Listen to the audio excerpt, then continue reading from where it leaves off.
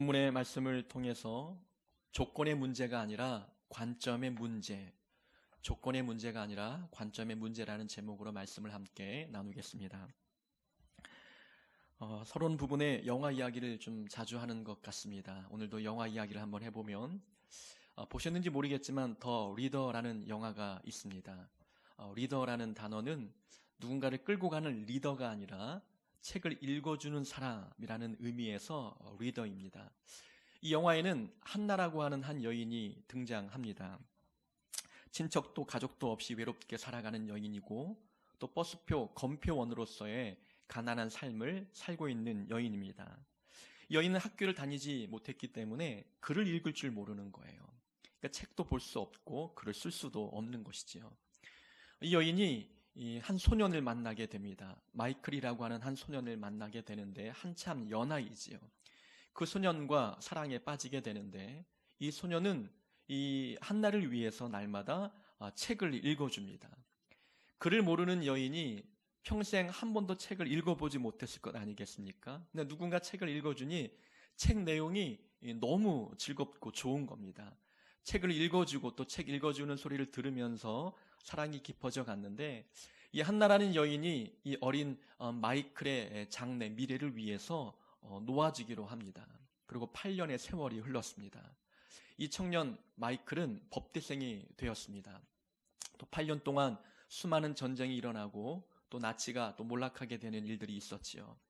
법대생이 되었던 마이클은 재판 광경을 견학하기 위해서 한 법정 안에 들어갔습니다. 피고인석에는 나치 수용소에서 유태인들을 학살했던 이 수감원들을 감시하는 그러한 자들을 이제 간수들을 모아놓고 재판이 벌어지고 있었습니다.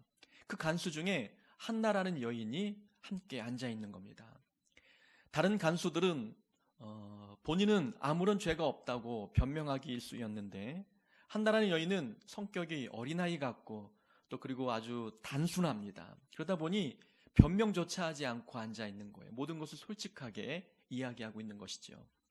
그러다가 수용소에서 하나의 문서가 발견이 됩니다. 그 문서 안에는 이 수감원들을 감시하는 이 간수들이 이 유태인들에게 어떤 행동을 했는지 그 내용들이 낱낱이 적혀 있었습니다. 이제 간수들이 자기들은 죄가 없다고 발뺌할 때에 이 문서 자체가 그들의 발목을 잡는 그런 증거가 될 수밖에 없었지요. 다른 간수들은 살기 위해서 그 모든 문서를 한나가 기록했다고 누명을 쓰기 시작합니다. 그런데 한나는 글도 모르고 쓸 줄도 모르는 사람이었어요. 그 법정에서 저는 문맹자입니다 라는 말 한마디만 하면 풀려날 수 있는데 평생 글을 모른다는 이 열등감에 빠져서 아무에게도 글을 읽지 못한다는 이야기를 하지 않고 살았어요. 그것을 밝히는 그 자체가 수치스러웠던 것이지요. 그러니 모든 사람이 모여있는 법정 안에서 내가 글을 모릅니다. 쓸 줄도 모르는 내가 어찌 큰 문서를 작성하겠습니까? 라고 말할 용기가 없었던 것이지요. 뒤에서 보는 마이클은 그 여인이 글을 모른다는 것을 알고 있었지만 한마디도 하지 않는 여인을 보면서 돕지 않는 거예요. 그 여인의 자존심을 지켜주고 싶었던 것이지요. 그래서 이 여인은 한나는 글을 모른다는 이 열등감에 빠져서 문맹자라는 사실을 밝히지 아니하고 20년의 선고를 받고 감옥에 들어가게 됩니다. 문맹자라는 것을 공개하고 수치를 당하는 것보다 차라리 20년의 감옥살이를 선택하는 편이 낫다고 생각하는 이 한나의 모습을 보면 열등감이 우리에게 얼마나 큰 피해를 주는지를 단적으로 보여주고 있는 모습입니다. 열등감은 우리의 생각과 마음을 병들게 합니다. 우리의 삶을 위축되게 만들고 우리의 삶의 방향이 잘못된 길로 감에도 불구하고 그것을 바로잡을 수 있는 의지와 용기를 빼앗게 되는 것이 바로 열등감입니다. 감옥에 가는 것이 차라리 낫다고 판단할 정도로 이 열등감은 우리 마음을 병들게 합니다. 사람들은 누구나 열등감이 있기 마련입니다. 누구나 그 정도의 차이는 있지만 모든 사람들은 열등감이 있기 마련이지요. 그런데 사람들은 이 열등감이 내가 가지고 있는 조건, 내가 누리는 환경 때문에 찾아온다고 생각을 합니다. 그래서 학교를 다니지 못하는 것이 열등감이고 글을 읽지 못하는 이 조건 때문에 나에게 열등감이 생겼다고 생각을 합니다. 가난한 가정에서 태어난 이 모습, 우리 부모님이 능력이 없는 이런 상황들, 이 모든 내가 누리는 환경과 조건 때문에 내가 열등감에 빠진다고 생각을 하고 있지요. 그런데 심리학에서도 당연하게 이야기하지요. 열등감은 조건 때문이 아니라 관점의 문제라는 겁니다. 내가 나를 바라보는 관점이 문제가 있기 때문에 열등감에 빠진다는 것입니다. 우리 주변에 어떤 사람은 좋은 환경에 있고 어떤 사람은 좋지 못한 환경에 있는 사람들이 있어요. 그들의 삶을 들여다보아도 좋은 환경에 있는 사람이 늘 자존감이 높은 법 보셨습니까? 그렇지 않아요. 좋은 조건과 환경에 있어도 열등감에 빠져있는 자가 있어요. 대신 열악한 환경에 사는데 자신감 넘치고 당당하고 자존감이 높은 사람이 있다는 겁니다. 성경에 사울 왕이 있어요. 그는 부와 명예와 권력을 진 이스라엘의 왕이었어요. 모든 것을 가졌지만 더 부러운 것은 그의 외모도 잘생겼다는 겁니다. 키도 크고 훤칠하게 크고 얼굴도 잘생겼어요. 누가 보아도 왕감이다라고 말할 정도로 외모가 출중했습니다. 그런 사울 왕이 어리고 키가 작고 못생긴 다윗에게 열등감이 있었습니다. 그 어린 다윗을 시기하고 질투했다는 것은 이 시기와 질투의 감정은 열등감에서 나오는 것이거든요. 사울 왕이 다윗에게 시기를 느꼈다는 것은 그의 마음이 열등감에 빠져 있다는 거예요.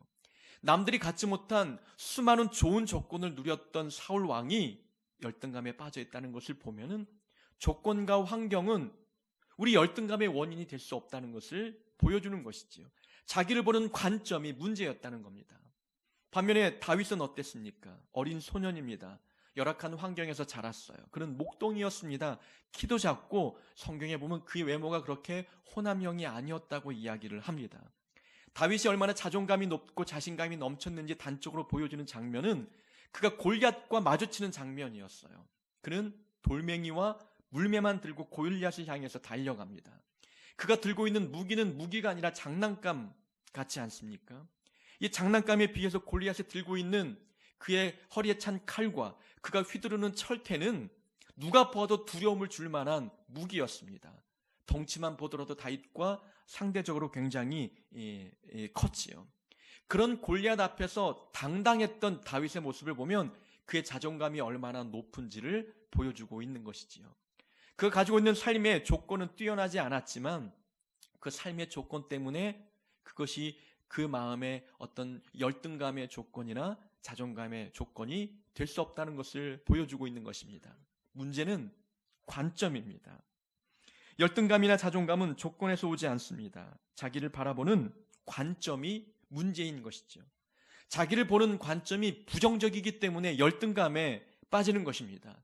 또 본인의 실제 모습보다 자기를 더 낮게 평가하는 이 부정적인 평가가 우리를 열등감에 빠뜨립니다.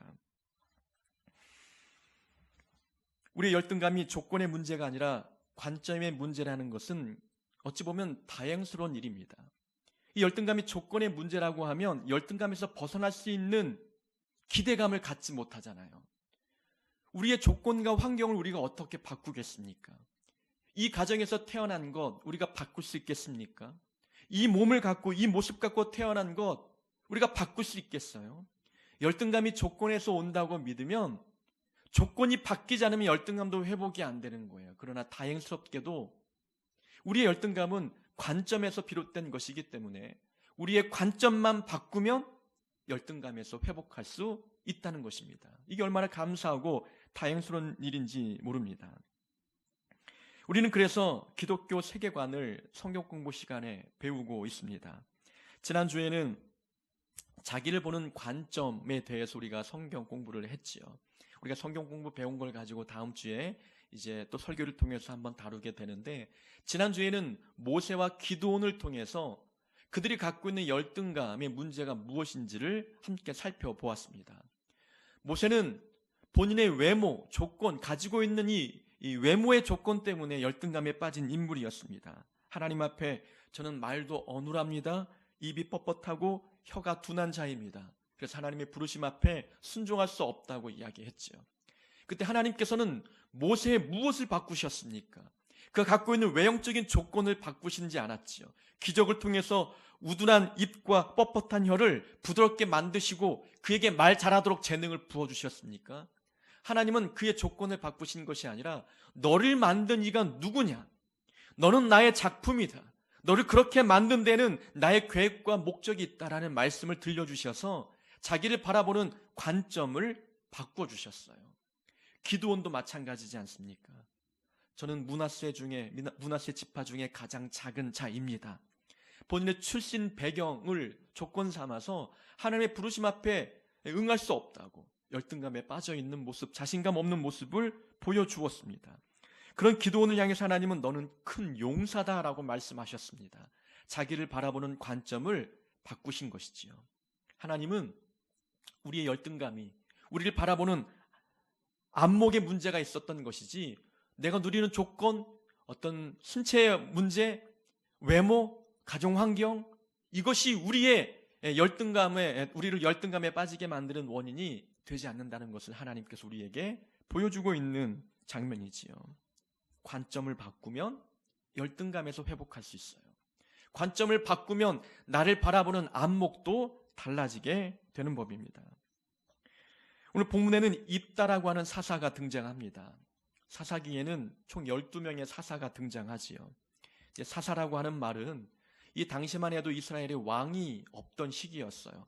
하나님이 직접 백성을 다스리는 신정 정치가 이루어지고 있는 상황이었지요.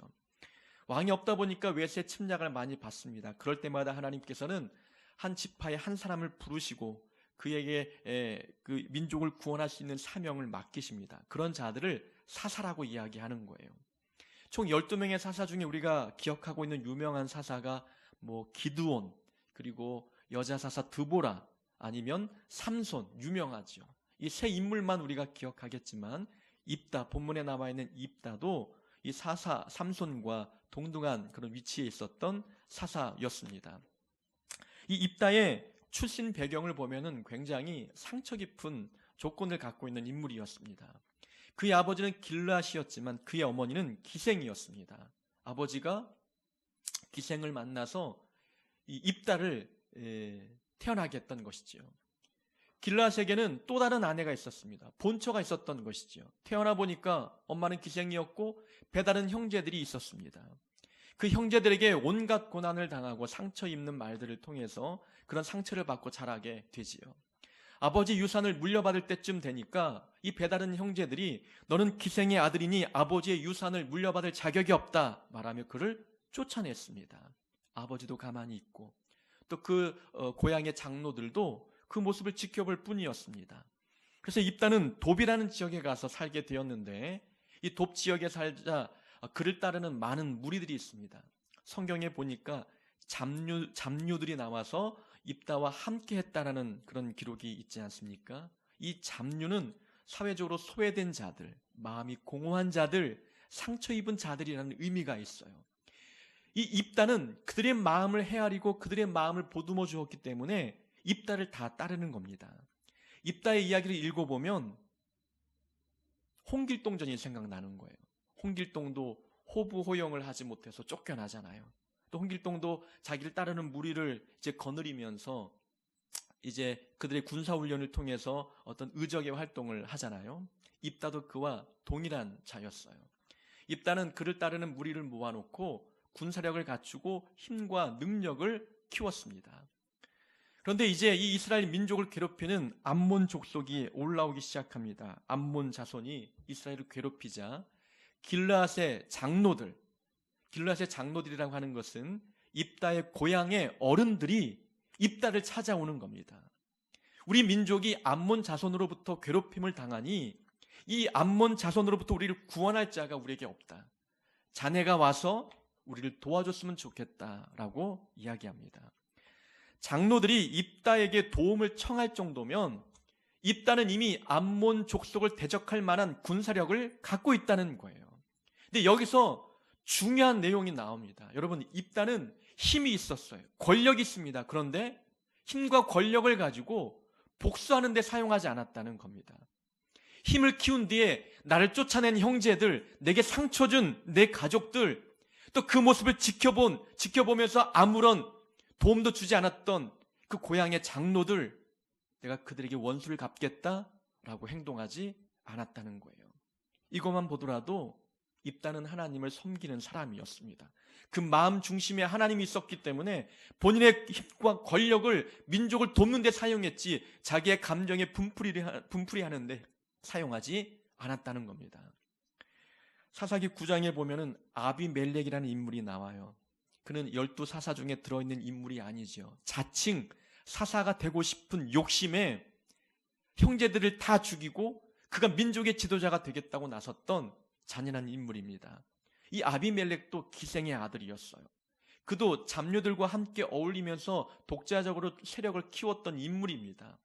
입다와 똑같은 출신, 똑같은 처지에 있는 사람이었는데 아비멜렉은 자기의 힘과 권력을 복수하는 데 사용했어요. 자기 욕심을 채우는 데 사용했습니다. 근데 입다는 정반대였다는 것이지요. 같은 처지, 같은 조건에 있었지만 그 중심에 하나님이 있느냐 없느냐에 따라서 그의 삶의 모습이 엄청난 차이를 불러왔다는 것을 보게 됩니다. 천한 출신의 자녀 입다였지만 그의 마음은 그렇게 상처 입지 않았어요. 그는 자기를 보는 관점이 부정적이지 않았다는 것입니다. 열등감에 빠져 있지 않았다는 것이죠. 우리는 입다의 관점을 보면서 우리가 우리 자신을 바라보는 관점, 또 삶을 보는 관점이 어떠해야 할지를 함께 찾아보고자 합니다. 성경에는 왜 그렇게 형제들에게 버림받은 이야기가 많은지, 입다도 형제들에게 버림받았지요. 입다도 사람이기 때문에 아마 상처를 입었을 것입니다. 더 화가 나는 것은 버릴 때는 언제고 도움이 필요하니 나에게 찾아와서 도와달라고 하는 이 장로들의 모습이 얼마나 얄밉겠습니까? 우리가 입다의 입장이라면 정말 얄미울 거예요. 오늘 본문 7절을 보니까 입다가 장로들에게 이렇게 이야기합니다. 전에 나를 미워하여 내 아버지 집에서 쫓아내지 아니하였나이까. 그런데 이제 너희가 환난을 당했다고 해서 어찌하여 내게 왔느냐라고 이야기합니다. 입다의 이런 이야기, 그가 했던 말을 보면 하나님이 떠올라집니다. 10장에 보면은, 오늘 본문의 앞부분에 보면은 이 이스라엘 백성들이 하나님께서 은혜를 베풀고 또 이방 민족을 쫓아내고 평화를 누릴 때에 또 하나님을 버리고 우상을 섬겼어요. 근데 암몬 자손이 올라오니까 이 백성들이 다시 하나님 앞에 찾아와서 하나님, 우리가 죄를 지었습니다. 우리를 도와주십시오라고 기도하는 거예요. 그때 하나님께서 이 백성들에게 뭐라고 말씀하셨냐면, 내가 애굽 사람과 아모리 사람과 암몬 자손과 블레셋 사람에게서 너희를 구원해내지 아니하였느냐. 그런데 너희가 나를 버리고 다른 신을 섬기니 나에게 부탁하지 말고 너희들이 섬기는 신들에게 가서 부탁해라 라고 이야기하시는 거예요. 하나님이 말씀하신 이 말씀과 입다가 이야기하는 이 내용이 굉장히 매치가 되지 않습니까? 입다는 본인이 당하는 이 아픔과 고통을 통해서 무엇을 깨닫겠습니까? 아, 하나님의 마음이 이러했겠구나. 우리가 평안할 땐 하나님을 찾고, 하나님을 버리고 우상을 따르다가 고난을 당할 때마다 하나님을 찾았던 우리의 모습, 그리고 그것을 경험하는 하나님의 마음이 얼마나 아팠을까. 하나님의 마음을 이해하게 되는 겁니다. 입다가 그 마음의 중심에 하나님을 모실 수밖에 없었던 이유는 자기의 아픔을 통해서 하나님의 마음을 깨달았기 때문이에요. 자신의 아픔을 통해 하나님의 마음을 깨닫는 기회로 삼는 입다의 신앙이 있었기 때문에 그는 본인이 처한 그 상황이 전혀 상처가 되지 아니하고 그 모든 조건이 열등감에 빠지게 되는 원인이 될 수 없었다는 것입니다. 우리는 입다를 통해서 우리의 아픔을 바라보는 안목이 달라져야 합니다. 우리는 아픔을 통해서 하나님의 마음을 깨닫는 기회로 삼는, 그 기회로 보아야 된다는 것입니다. 어떤 사람들은 본인이 당한 그 아픔이 열등감으로 이어집니다. 근데 어떤 사람은 본인이 당하는 그 상처와 아픔을 통해서 그리스도의 마음을 깨닫습니다. 주님이 이런 마음이셨겠구나. 조롱당하면 주님이 당하신 조롱을 떠올리는 거예요. 사람들이 나를 외면하면 외면당하신 주님의 모습을 기억하는 겁니다. 내가 아프고 고통당하면 십자가 위에서 고통당하신 예수님의 그 마음을 헤아리면서 예수님의 마음을 깨닫고 예수님과 더욱더 가까운 교제를 나눌 수밖에 없게 되는 것입니다. 아픔을 그저 아픔으로만 받고 내게 상처 준 자에게 분노의 감정만 쌓아놓을 것이 아니라 내가 경험한 이 아픔을 통해서 하나님의 마음이 어떠할지를 깨닫는 것, 그것을 깨달을 때에 우리는 상황을 보고 내 자신을 바라보는 안목이 달라질 수밖에 없습니다. 우리는 전도해보면 하나님의 마음을 무엇보다 잘 알 수가 있지요. 전도하면 우리를 환대하는 사람도 있지만 대부분 냉대하는 사람이 더 많습니다. 가가호 방문하다 보면은 문을 열어주는 사람이 있지만 문도 열어주지 아니하고 냉정하게 문 안에서 이야기하는 자들도 있죠. 거절감, 그런 어떤 핍박, 냉대를 받을 때마다 마음이 좀 아프기도 하고 자신감이 떨어지기도 합니다. 그러나 주님이 이런 거절을 당하셨겠구나 생각하면 자존감이 떨어지지 않는 거예요. 하나님 마음을 더 알게 되는 것이죠. 그러면 내 모습도 발견하게 되고 나에게 상처 준 사람의 모습이 달라 보이는 겁니다. 내가 하나님을 그렇게 거부했었는데 하나님 마음이 이러했겠구나. 저들이 무지하고 저들이 모르기 때문에 깨닫지 못하기 때문에 내게 이렇게 대하는구나. 그들 대하는 마음 자세도 달라질 수밖에 없습니다. 우리는 우리의 아픔을 하나님의 마음을 이해할 수 있는 기회로 볼 수 있는 안목이 있어야 됩니다. 입다는 그런 안목으로 그 상황을 보았기 때문에 그 모든 상황들이 본인에게 열등감에 빠지게 만드는 원인이 되지 않았던 것입니다. 우리는 우리의 아픔을 통해서 하나님의 마음을 깨달을 수 있는 기회로 볼 수 있는 그런 안목이 우리에게 있어야 될 줄로 믿습니다. 입다의 어머니는 기생이었습니다. 이것이 입다의 책임이겠습니까? 본인은 태어나 보니 아버지는 길라시였고 태어나 보니 어머니는 기생이었습니다. 본인이 선택해서 이런 가정 형편에서 태어난 것도 아니었어요. 태어나 보니까 배다른 형제들이 있었던 것입니다. 이게 본인의 선택에 의해서 주어진 것이 아니잖아요. 내 의지와는 무관하게 태어나 보니까 그냥 가지고 태어난 겁니다. 근데 이것 때문에 핍박을 당하고 내 선택과 의지와는 상관없이 벌어진 이 모든 상황 때문에 억울한 일을 당하고 있어요. 이것만 생각하면 우라가 치밀지 않습니까? 이게 내 잘못도 아닌데, 이게 내 탓도 아닌데 왜 내가 쫓겨남을 당해야 돼? 내가 왜 이런 대접을 당해야 돼? 라는 불만과 불평이 터져 나올 수도 있다는 것이지요. 그런데 성경에 보면 입다는 부모님을 원망하지 않습니다. 이런 환경을 허락하신 하나님 앞에 불평하지도 않았다는 것이지요. 자기가 가지고 태어난 그 조건을 원망의 조건으로 보지 않았다는 겁니다. 내가 갖고 태어난 이것이 원망의 조건이 되지 않았다는 것이죠. 많은 사람들은 타고난 것에 대하여 불평하는 자들이 있습니다. 불평한다고 해서 이것이 달라지지 않잖아요. 내가 이렇게 이 모습 갖고 태어난 것 아무리 불평한다 한들 이게 바뀌겠습니까? 내가 키가 좀 더 5cm만 더 컸으면 좋겠다 늘 생각하며 살고 불평한다 한들 내 키가 자라겠느냐라는 거예요. 왜 나를 이런 가정에 부모님께 태어나게 하셨냐고 원망한다 한들 그걸 바꿀 수 있겠습니까? 더 상처만 깊어지는 것이지요. 바꿀 수 없는 것에 대해서 불평하는 것은 가장 어리석은 거예요. 우리는 불평할 때 이 불평한다고 해서 이게 바뀌어질 수 있는 것인지 아닌지를 한번 돌아봐야 되는 것입니다.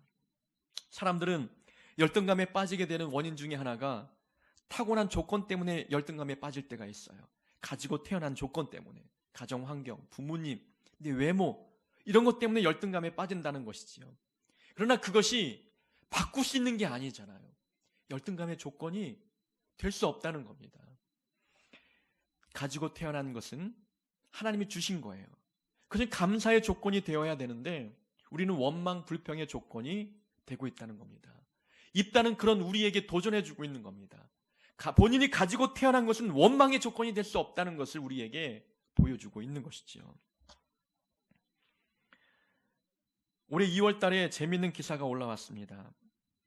인도의 27살 된 청년 라파엘 사무엘이라는 청년이 부모를 대상으로 소송을 걸었어요.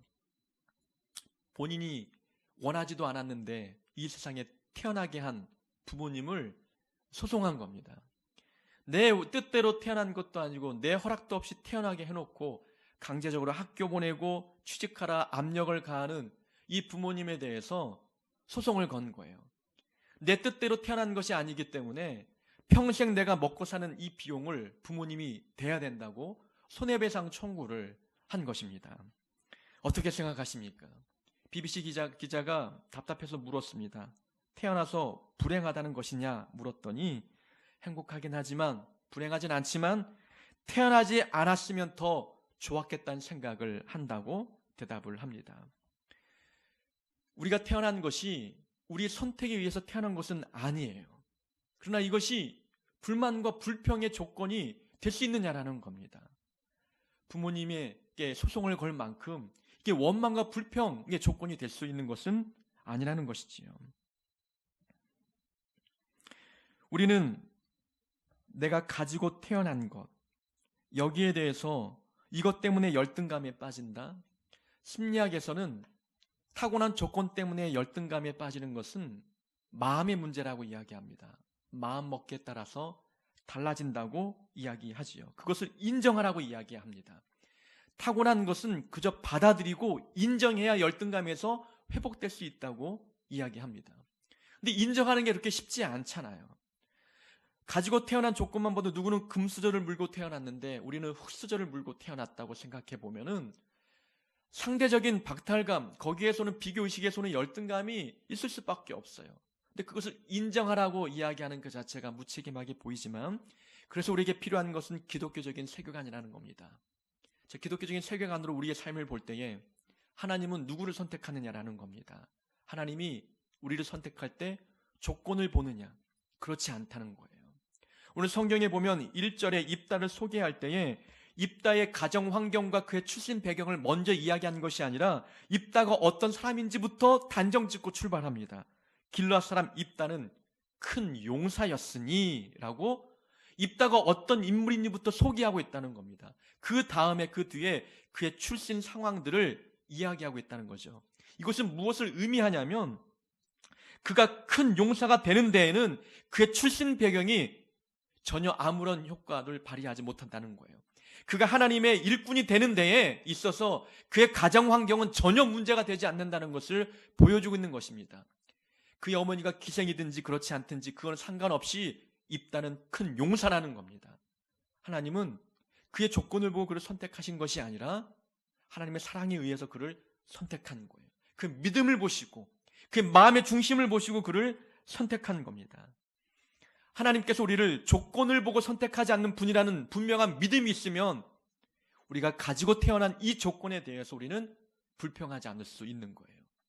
사람들은 우리의 가진 조건, 이걸 가지고 우리를 비난하고 조롱할 수 있겠지만 전능하신 하나님은 그런 분이 아니라는 거예요. 하나님 우리를 선택하는 데 있어서 우리 지식과 우리 경험과 우리 외모와 우리 가정 환경과 우리의 가방끈을 보고 선택했느냐? 그렇지 않다는 겁니다. 이런 하나님이 우리와 함께 하신다면 우리는 가지고 태어난 것에 대하여 불평하지 않는 겁니다. 타고난 조건은 원망할 조건이 아니라고 입다는 보았어요. 그런 안목으로 자기의 삶을 보았기 때문에 부모를 원망하거나 하나님께 불평하지 않았던 것입니다. 이런 모습도 하나님이 사랑하시고 이런 나의 모습도 하나님께서 귀하게 여기셔서 선택하셔서 이 귀한 일에 사용하시는 하나님의 은혜에 대해서 감사했던 것입니다. 성경의 위대하고 뛰어난 인물들 보면은 그들의 조건이 출중하지 않았습니다. 말씀드렸던 다윗은 키가 작고 호남형이었습니다. 호남형이 아니었습니다. 모세는 말도 못했죠. 엘리야는 참 위대한 선지자였지만 머리가 없었습니다. 대머리였어요. 그래서 어린아이들로부터 조롱과 또 비난도 받았던, 외모 때문에 상처 입었던 자가 엘리야였습니다. 예수님의 수제자였던 베드로는 그렇게 엘리트의 어떤 그런 배경을 갖고 있는 자가 아니었죠. 어부 출신이었습니다. 그런데 그가 성경을 기록할 정도로 뛰어난 인물이 되었던 것은 하나님의 은혜 덕분이었습니다. 하나님은 우리의 조건을 보고 우리를 선택하는 분이 아님을 기억해야 됩니다. 자, 입다가 길앗 장로들이 와서 부탁하자 그 부탁을 수락합니다. 그 부탁을 들어주었다는 것은 그 마음에 상처가 없다는 것이고, 그들의 부탁을 수용했다는 것은 그들의 잘못을 용서했다는 것입니다. 그들이 미웠다면 어찌 그들의 부탁을 들어주었겠어요? 내가 당한 아픔과 상처가 있는데 너희들도 똑같이 당해봐라. 암몬 자손이 올라와서 그들을 공격하고 칠 때에 입다는 나몰라라 했을 것입니다. 그런데 그들이 용서하고 싶은 마음이 있었던 거였어요. 자, 용서는 자존감이 높은 자들만 할 수 있는 겁니다. 그들이 용서했다는 것만 보더라도 입다는 열등감에 빠져 있는 인물이 아니었던 것이지요. 보통 사람들은 자기보다 강하고 큰 사람을 용서할 수 없습니다. 용서하려고 마음 먹는 순간 비굴한 마음, 패배감이 먼저 들기 때문이지요. 그래서 용서하려면 스스로 당당해져야 하고 자신감이 넘쳐야 합니다. 그래서 자존감을 회복하려면 용서해야 되는 거예요. 그들을 용서해야 열등감에 벗어나고 자존감이 회복될 수 있는 것이지요. 사람은 누구나 열등감과 그리고 자존감의 갈래길에 서 있습니다. 그래서 내가 어떤 길로 가느냐에 따라서 자존감을 갖기도 하고 열등감을 갖기도 하는 거예요. 그러니까 나에게 자존감 있고 열등감이 있다는 것은 그것은 누구의 탓이 아니라 내가 선택한 것입니다. 내가 열등감의 길을 선택했기 때문에 열등감에 빠진 겁니다. 그 선택을 바꾸면 되는 것이지요. 이 열등감 속에 열등감을 선택했기 때문에 그 길을 걸어가면서 늘 다른 사람을 원망하고 내게 상처 준 자를 향해서 불평하는 거예요. 그들이 용서하지 않고 살아가는 모습이 있다는 것입니다. 입다는 자존감의 길을 선택하고 본인에게 상처 준 자들을 용서하고 용서하는 것뿐만 아니라 그들을 도와주기까지 합니다.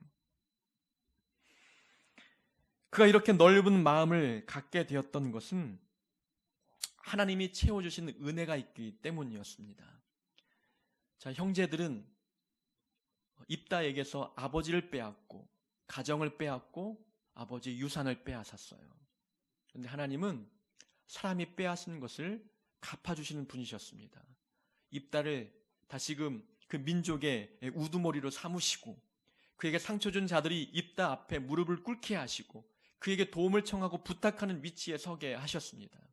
사람은 빼앗는 자였지만 입다의 하나님은 사람이 빼앗은 것을 되갚아주시는 분이셨다는 겁니다. 이런 하나님을 믿는 사람들은 누군가를 용서할 수 있는 마음이 있는 거예요. 저 사람이 내게 상처 주고 마음의 평안을 빼앗고 기쁨을 빼앗고 그랬지만 그 사람의 빼앗아간 것은 하나님은 채워주신다라는 믿음이 있는 사람들은 그 사람을 향해서 용서하는 마음이 생기게 되는 것이지요. 입다는 용서 못할 일이 아니라고 보았어요. 그들이 내가 이렇게 된 것, 그들이 나를 버린 것, 또 나에게 도움을 청하는 것, 이런 상황이 용서 못할 일이 아니라는 관점을 가지고 보았던 것이죠. 하나님이 채워주기 때문에 하나님은 더 큰 은혜를 채워주셨기 때문에 마음이 부유한 겁니다. 영혼에 상처가 없는 겁니다. 너그러운 마음을 가질 수가 있었던 것이지요. 그런 마음이 있었기 때문에 충분히 용서를 베풀 수가 있었던 것입니다. 누군가 상처를 주었다고 해서 열등감에 빠질 필요가 없습니다. 하나님이 채워주십니다. 우리는 용서의 자리에 서서 하나님이 우리 아버지 되시고 내 편이 되심에 대하여 자존감을 갖고 용서에 앞장서는 자가 되어야 될 줄로 믿습니다. 환경과 조건은 열등감이나 자존감의 원인이 되지 못합니다. 중요한 것은 우리의 관점입니다. 내 삶에 벌어진 모든 상황들을 성경적인 관점으로 바라볼 수 있는 안목이 필요합니다. 하나님은 우리의 아픔을 통해 하나님을 더 깊게 알아갈 수 있는 기회로 삼게 하셨습니다. 또한 하나님은 조건을 보고 선택하는 분이 아닙니다. 그러니 가지고 태어난 조건을 원망의 조건으로 보지 말아야 합니다. 하나님은 사람이 빼앗은 것을 되갚아주시는 분이십니다. 그러니 용서 못할 자가 없다. 용서 못할 상황이 없다고 우리 삶을 바라보는 그런 안목이 되어야 될 줄로 믿습니다. 낮아진 자존감 회복할 수 있습니다. 하나님이 우리와 함께 하시니 우리 관점을 바꾸어서 나를 보는 안목, 상대를 보는 안목, 믿음의 눈으로 바꿀 수 있는 우리 모두가 되기를 주의 이름으로 축원합니다.